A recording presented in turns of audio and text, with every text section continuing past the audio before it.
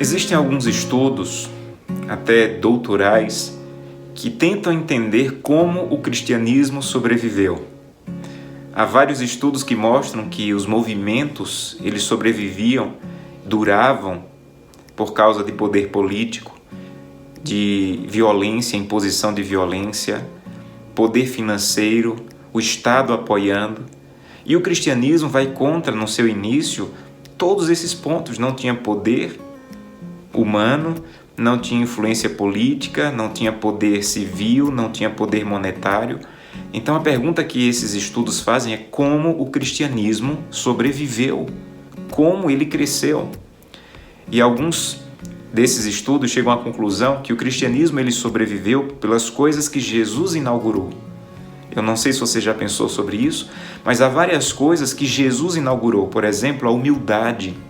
A humildade hoje é uma virtude, mas no tempo de Cristo ela não era uma virtude. Jesus Cristo inaugurou a humildade como virtude. Jesus Cristo inaugurou a ideia da felicidade, das bem-aventuranças. Era uma palavra que geralmente era usada para a felicidade dos deuses pagãos que não tinham frio nem calor. E Jesus disse assim: vocês podem ter essa felicidade mesmo vivendo nos momentos difíceis dessa terra. Jesus Cristo, ele inaugurou a renúncia do eu. Mas uma das coisas que Jesus Cristo inaugurou, que segundo alguns estudos mais fizeram com que o cristianismo durasse, é a generosidade. Jesus Cristo inaugurou de maneira profunda a generosidade. Para nós hoje, generosidade é uma virtude. Mas na época de Cristo não existia essa ideia de generosidade, de abrir mão, de ajudar o próximo, de cuidar que alguém que o outro rejeita. Isso foi inaugurado por Jesus Cristo. Conta-se que um jovem pagão de 20 anos, chamado Pacômio, ele foi preso pelo Império Romano. Os romanos invadiam as cidades e pegavam todos os jovens para servir ao exército, mesmo que não fossem romanos. E ele não era um romano, mas foi preso pelo exército para servir. E como eles tinham medo que eles fugissem, eles ficavam presos para participar de um treinamento e servir ao exército romano de maneira obrigatória. E veio uma grande fome para onde ele estava preso, muitas pessoas estavam morrendo, mas toda noite aquele jovem via pessoas à noite passando pedaços de pão, um pouco de comida pelas grades para manter os prisioneiros vivos.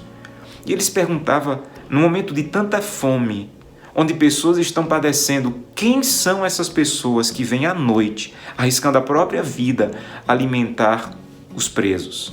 E quando ele saiu, ele descobriu que eram cristãos. As pessoas que o sustentaram com vida eram cristãos.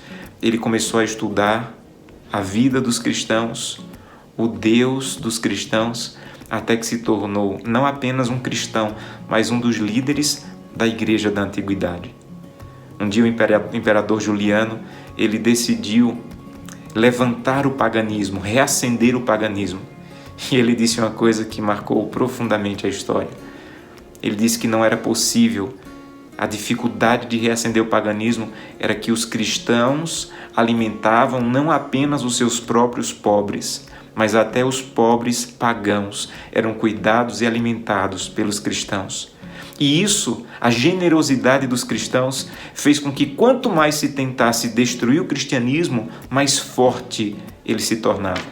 Sabe, o cristianismo tem doutrinas, o cristianismo tem verdades, o cristianismo tem um livro chamado Bíblia que apresenta as verdades.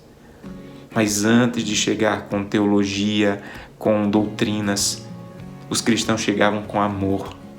E o amor deles, o cuidado e a generosidade abriam corações para que a doutrina e a verdade pudessem ser aceitas por pessoas que necessitavam de Jesus Cristo. Sabe como podemos fazer para que o cristianismo ele continue inaugurando em sua vida as coisas que Jesus inaugurou? A humildade, a renúncia do eu, a generosidade, a dependência de Deus. As pessoas necessitam conhecer o amor de Deus. E quando conheçam o amor de Deus, elas vão ter o coração aberto para as verdades de Deus. Que Deus te use poderosamente para isso.